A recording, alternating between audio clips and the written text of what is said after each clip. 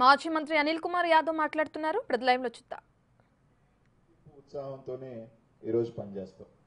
అసలు ఈ కేసుకి సంబంధించి మీరు చూస్తే పోలీసు వ్యవస్థ పలానాయన్ని రేపు అరెస్ట్ చేస్తానికి ముందే ఒక ఎల్లో మీడియా రాసేసి ఉంటుంది, ఈయన్ని అరెస్ట్ చేస్తారు, ఈ విధంగా అరెస్ట్ చేస్తారు.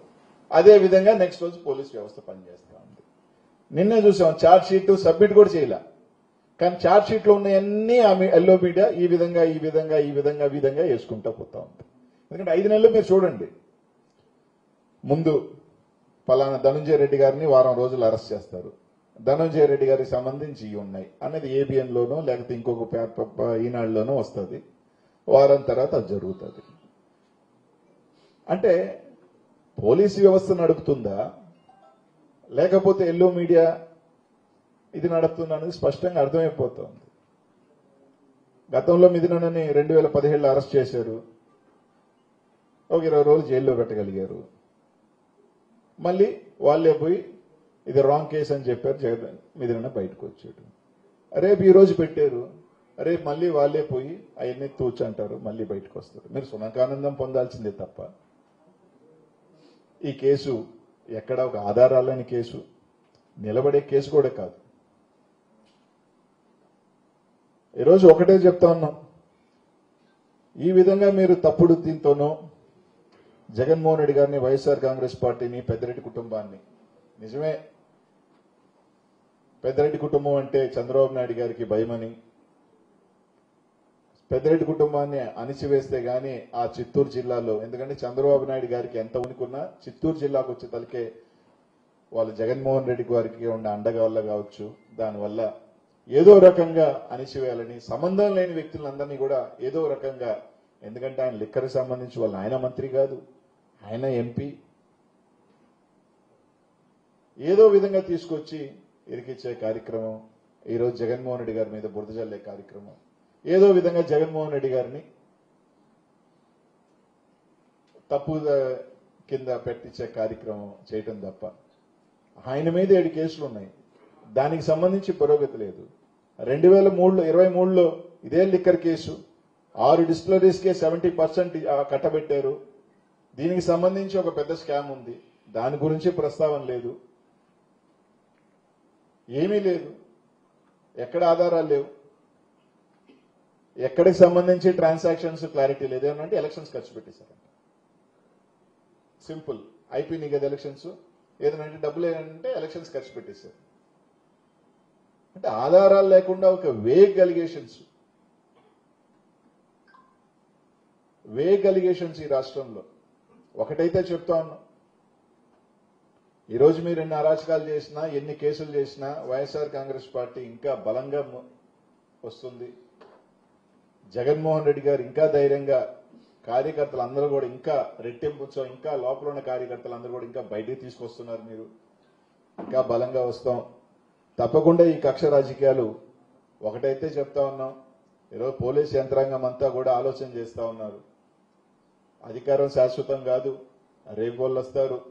అందరు గుర్తుపెట్టుకోవాల్సింది, మళ్ళీ ఇదే పోలీస్ అధికార యంత్రాంగం ఉంటుంది, ఇదే పోలీస్ అధికారులు మళ్ళీ కూడా ఏ ప్రభుత్వం చెప్పినా వింటారు, ఇదే పోలీస్ అధికారులు ఏదైతే ఈ రోజు మీరు అనుకున్నట్టు మీకు కొమ్ము కాస్తారో, ఇదే రేపు ఇంకో ప్రభుత్వం, ఆ ప్రభుత్వం వస్తుంది, అప్పుడు కూడా ఇలాగే జరుగుతాయి.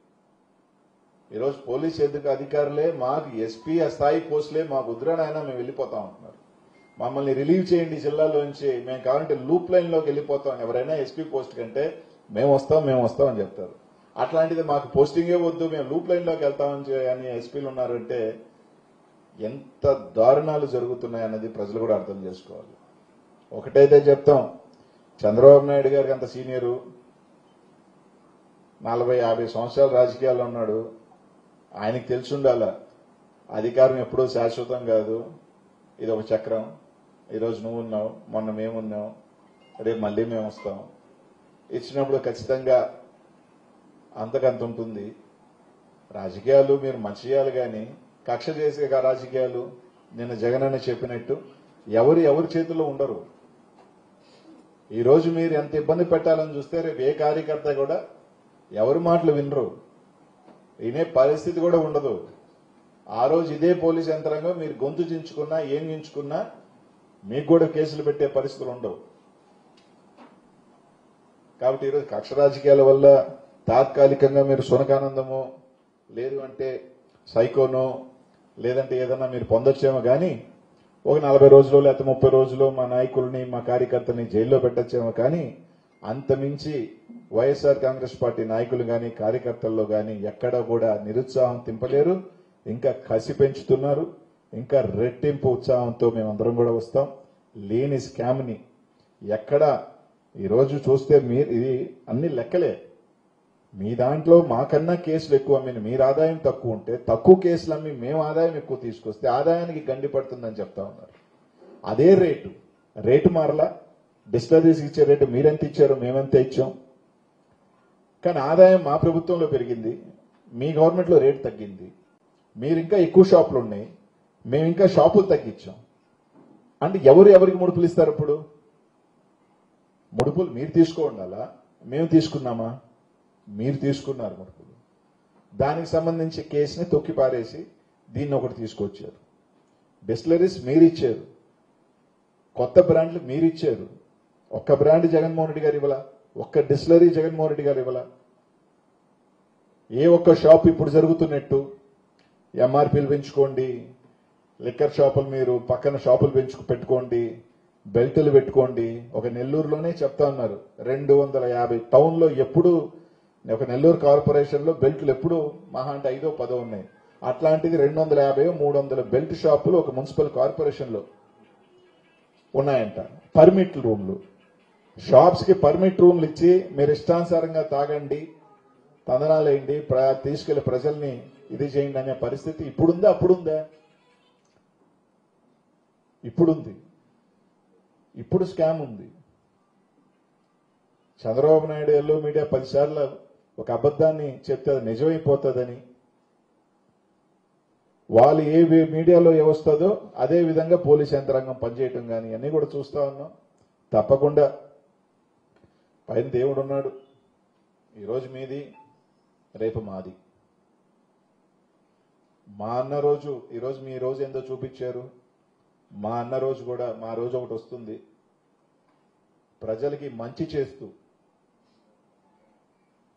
ఈ విధంగా కక్ష ఒకటే తప్ప సంక్షేమం లేకుండా, డెవలప్మెంట్ లేకుండా, కేవలం జగన్మోహన్ రెడ్డి గారు తెచ్చిన కంపెనీల్ని మేం తెచ్చామని చెప్పుకుంటూ మోసం చేస్తున్న మీ ప్రభుత్వంలా కాకుండా మంచి చేస్తూ ఎవరైతే తప్పులకు పాల్పడ్డారో, ఎవరైతే హింసగా పాల్పడ్డారో వాళ్ళందరూ కూడా తప్పకుండా వడ్డీతో సహా ఇచ్చే కార్యక్రమం తప్పకుండా జరుగుతుందని మాత్రం తెలియజేస్తా ఉన్నాం. మిథునన్నకి సంబంధించి తప్పకుండా బయటకు వస్తాడు, ఇబ్బంది ఏం లేదు. 3 సార్లు ఎంపీగా ఉన్న వ్యక్తి, జగన్మోహన్ రెడ్డి గారికి బాగా దగ్గరున్న ఆప్తుడు. ఆ కుటుంబాన్ని కేసుల వల్ల దీనివల్ల ఆ కుటుంబాన్ని మీరు తగ్గించవచ్చు, ప్రజల్లో ఇది తగ్గించవచ్చు అనుకుంటే అంతకన్నా మూర్ఖం అంటే లేదు. తప్పకుండా ఇంకా